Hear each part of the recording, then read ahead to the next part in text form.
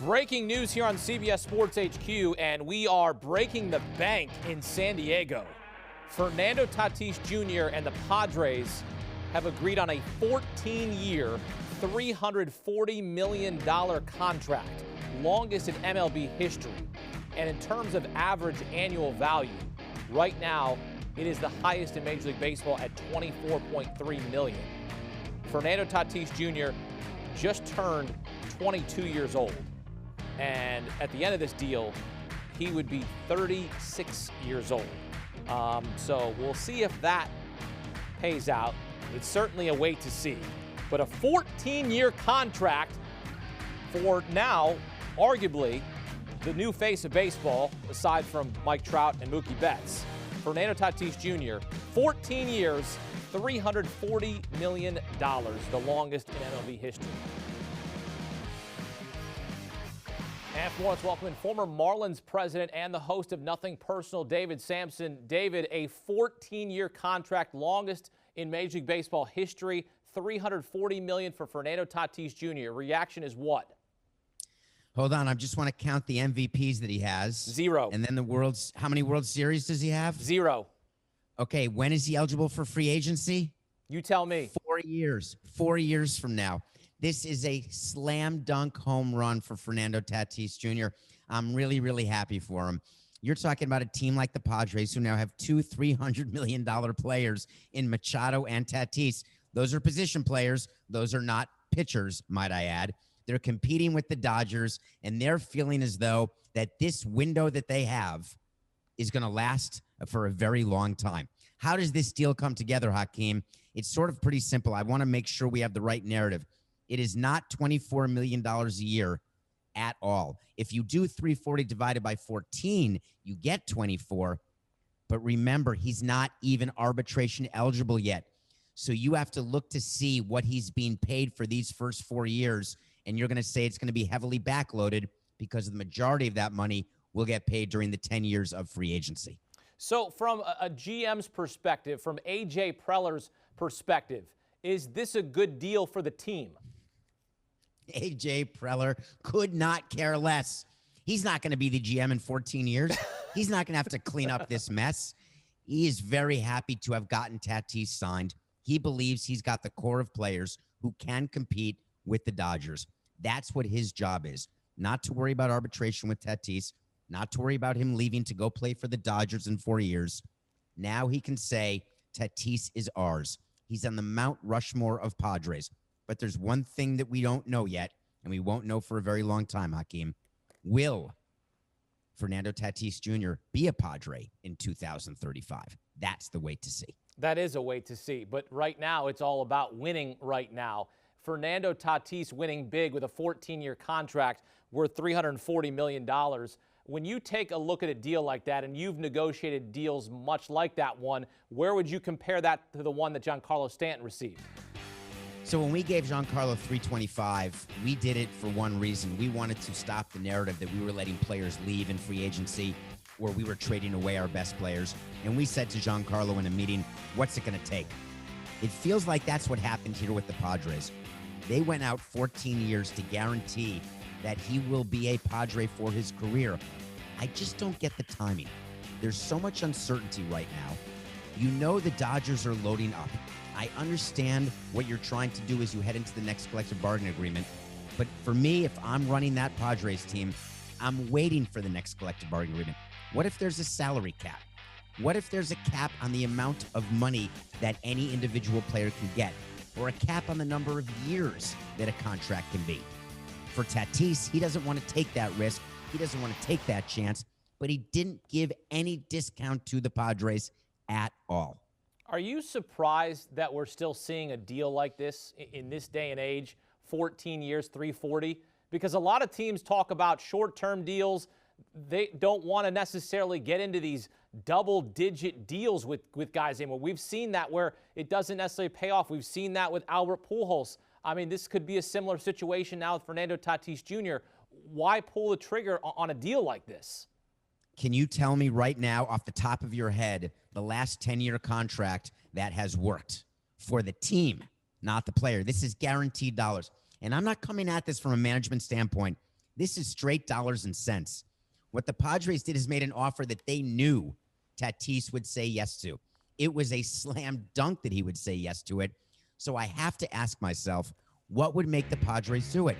Yes, he's the face of baseball. Yes, you have him for 40 years no matter what.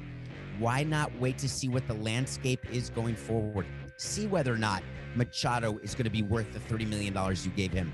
See whether or not Preller can get some pitching, or whether there's maybe an opening to overtake the Dodgers. What they were really talking about here, Hakeem, is that the Dodgers have so much money coming off their payroll after next year. They did not want Tatis going to play for Dodger Blue. Padres snapped a 13-year playoff drought last season, getting into the postseason. Certainly a favorite to make the postseason this year. Perhaps win the division, take down the Dodgers. Again, that's a wait to see. Certainly a wild card contender this season now that we don't have the expanded playoff situation. But when you take a look at this team that's currently built, and you take a look at the pitchers, and we know Mike Clevenger won't pitch at all this season because of Tommy John, but they add Blake Snell, Yu Darvish, Joe Musgrove, and now you lock up the best player on your team to a 14-year deal. What does that say to the organization? What does it say to Major League Baseball? Well, the moves they made right now with Darvish and Snell, that's sort of we're in our window right now. And I get that. And I love the offseason the Padres had. But it's very inconsistent what you then said at the end, which is, and we locked up our best player. No, he was already locked up yesterday. He had 4 years left before he could go anywhere. So this Padres window, to me, was 2 to 4 years. And now what they're saying is we're looking toward our next window. And what I found over my career is that the player who is the player of the year, the MVP, the face of baseball, it's really hard to predict who it will be year after year. And what the Padres are saying is that they are willing to give Tatis this money and trust that he will be even better than he is now, but more than that, that he will lead the Padres to the World Series.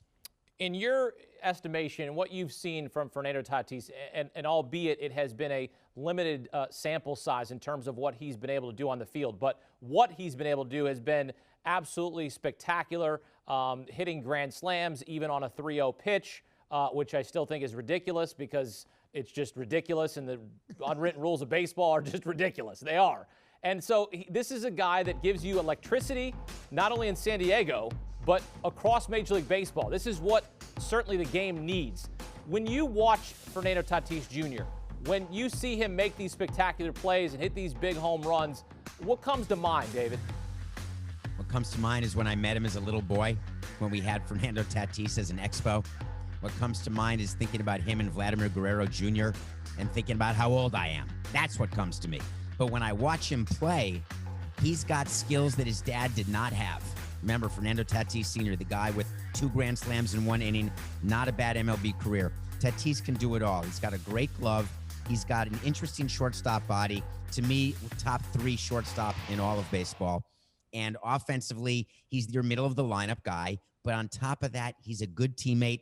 He loves the game, which is something that counts when you're signing someone to a deal like that. You need them to love baseball. You need them to love and demand winning and demand greatness around them. It is a great player to have. So I want to make sure we're clear. I love that Tatis is in San Diego. I want San Diego to win a ring, but I want to understand why today. Well, I'll tell you this. He's certainly winning in terms of in his family. Papa Fernando, about $18 million in his career is what he made, and his son is making a lot more than that. In terms of other shortstops looking to get paid, we take a look at Francisco Lindor with the New York Mets. How does this deal impact how the Mets might try to get a deal done with Lindor in New York? I'm so happy you asked, because that's what we would do when we're sitting in our office and we would get notification that another player had signed a deal, and we had someone in a similar position who we were trying to sign, and we would either celebrate because it was a good deal for a team and it was holding down salaries, or we would be despondent because it was driving the market up. There are a lot of happy shortstops right now around baseball, but that's why we have to see what the free agent dollars are. Not the 340, not the 14 years. What we always focused on inside our offices is what were the players getting after they were 6+s, meaning in their free agent years, because that's what Lindor is going to look for and is going to look to beat. That is what Trevor Story is going to want. Carlos Correa is going to want.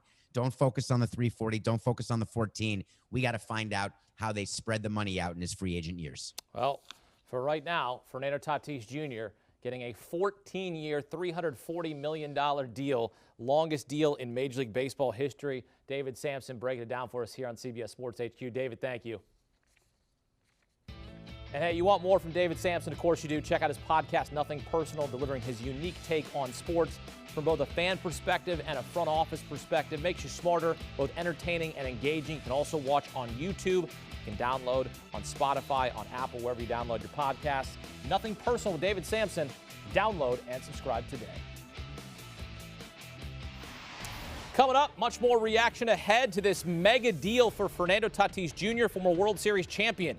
Will Middlebrooks joins us next. You're watching CBS Sports HQ.